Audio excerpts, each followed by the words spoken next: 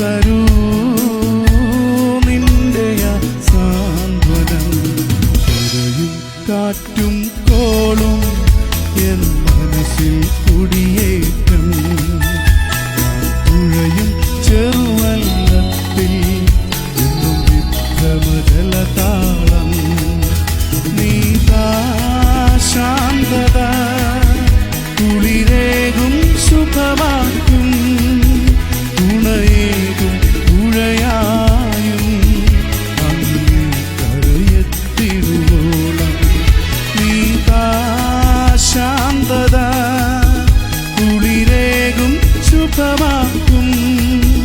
തുണയേകും തുഴയായും അങ്ങേ കരയെത്തിടുവോളം. Praise the Lord.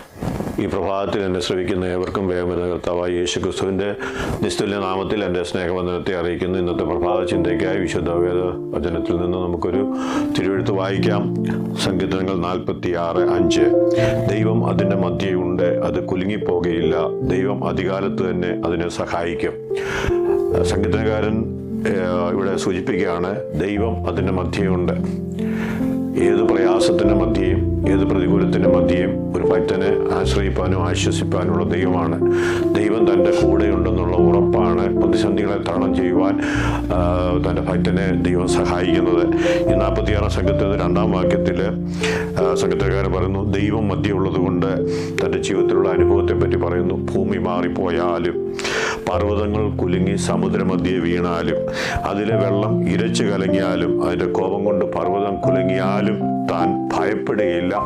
ആമേൻ, സ്തോത്രം. കാരണം ദൈവം കൂടെയുണ്ട്, ദൈവം മധ്യയുണ്ട്.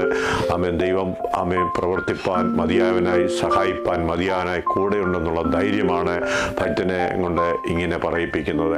ആമേൻ, സ്തോത്രം. പ്രിയ ദൈവത്തിലെ എന്നെ കേൾക്കുന്ന പ്രിയപ്പെട്ടവരെ, നമ്മുടെ ജീവിതത്തിൽ ഏത് സാഹചര്യത്തിൽ കൂടി നാം കടന്നുപോയാലും നമ്മുടെ ദൈവം നമുക്ക് അനുകൂലമെങ്കിൽ പ്രതികൂലം ആര്? ദൈവം നമ്മുടെ കൂടെ ഉണ്ടെങ്കിൽ സാഹചര്യങ്ങളെ ആമേൻ സാധ്യതകളെയൊക്കെ നമുക്ക് അനുകൂലമാക്കി തീർക്കുവാൻ ദൈവത്തിന് കഴിയും. ആമേൻ. ഉൽപ്പത്തി പുസ്തകം 28-ാം അധ്യായത്തിൽ നമ്മൾ വായിക്കുമ്പോൾ യാക്കോബ് ബേർഷേബയിൽ നിന്ന് പുറപ്പെട്ട് ഹാരാനിലേക്ക് യാത്രയായി. ആമേൻ, സ്തോത്രം.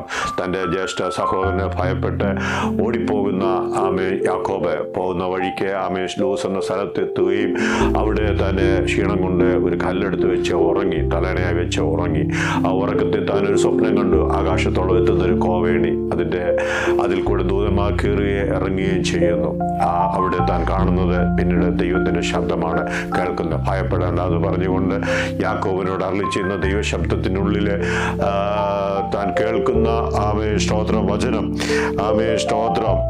ഞാൻ നിന്നോട് കൂടെയുണ്ട്, നീ പോകുന്നിടത്തൊക്കെയും നിന്നെ കാത്ത് ഈ രാജ്യത്തേക്ക് ഞാൻ മടക്കി വരുത്തും. എൻ്റെ 15-ാം വാക്യത്തിലാണ് വായിക്കുന്നത്. നീ പോകുന്നിടത്തൊക്കെ നിന്റെ കൂടെ എൻ്റെ സാന്നിധ്യമുണ്ട്. ഞാൻ നിന്റെ കൂടെ പോരും. നിന്നെ സമാധാനത്തോടെ നിന്നെ ഞാൻ മടക്കി നിന്റെ രാജ്യത്തേക്ക് കൊണ്ടുവരും എന്നുള്ള ഒരു വാഗ്ദത്തം കാണുവാൻ ഇടയായി തീർന്നു. അപ്പോൾ യാക്കോബ് എഴുന്നേറ്റ്, വാസ്തവമായി ദൈവ സാന്നിധ്യം ഇവിടെ ഉണ്ടായിരുന്നു, ഞാൻ അറിഞ്ഞില്ല എന്ന് പറഞ്ഞ് ആ ദേശത്തിന് ബഥേൽ എന്ന് പേരിട്ടു. ലൂസ് എന്നായിരുന്നു അതിൻ്റെ നേരത്തെ പേര്, പിന്നീട് അതിന് ബഥേൽ എന്നായി. ബഥേലിൻ്റെ അർത്ഥം ദൈവം ഇവിടെ ഉണ്ട്. ആമേൻ, സ്തോത്രം. ഹല്ലേലൂയ. ഇന്ന് പകൽക്കാലം നമ്മുടെ ജീവിതത്തിൽ ബഥേലിൻ്റെ അനുഭവം ഉണ്ടാകട്ടെ. ഹല്ലേലൂയ. ഏത് പ്രതിസന്ധിയായാലും പ്രശ്നമായാലും പ്രതികൂലങ്ങളായാലും അതിനെ തരണം ചെയ്യുവാനുള്ള കൃപ, ധൈര്യം, അഭിഷേകം ദൈവം തരട്ടെ. ദൈവത്തിൽ ഇന്ന് പകൽക്കാലം നമുക്ക് ആരംഭിക്കാം. കർത്താവ് നമ്മുടെ കൂടെ ഉണ്ടെന്ന് വിശ്വസിക്കാം. ആമേൻ, സ്തോത്രം. കർത്താവായ യേശു ക്രിസ്തു സ്വർഗ്ഗാരോഹണം ചെയ്യുന്നതിന് മുമ്പ് തൻ്റെ ശിഷ്യന്മാരോട് പറഞ്ഞു, ഞാനോ ലോകാവസാനത്തോളം എല്ലാ നാളും നിങ്ങളോട് കൂടെയുണ്ട്. നമുക്ക് കണ്ണുകളടയ്ക്കാം, പ്രാർത്ഥിക്കാം. ലോകാവസാനത്തോളം എല്ലാ നാളും ഞങ്ങളോട് കൂടെയുണ്ടെന്ന് അരുളി ചെയ്ത കർത്താവേ, നിന്റെ സന്നിധി ഞങ്ങളെ സമർപ്പിക്കുന്നു. ഈ വചനം കേൾക്കുന്ന നിന്റെ ജനത്തെ അങ്ങയുടെ സന്നിധി സമർപ്പിക്കുന്നു. ഇന്ന് പകൽക്കാലം അവരുടെ ജീവിതത്തിൽ ആവശ്യമായ എല്ലാ നന്മകളും കൊടുത്ത് എല്ലാ പ്രതിസന്ധികളും നീക്കി ആമേൻ, സ്തോത്രം, ഉറച്ചു നിൽപ്പാനുള്ള ദൈവകൃപ പകർന്നാട്ട്. മകത്വം കർത്താവ് എടുത്താട്ട് പ്രാർത്ഥന കേട്ടിരിക്കാനുള്ള സ്തോത്രം. യേശു കർത്താവിൻ്റെ ധന്യമുള്ള നാമത്തിൽ തന്നെ. ആമേൻ.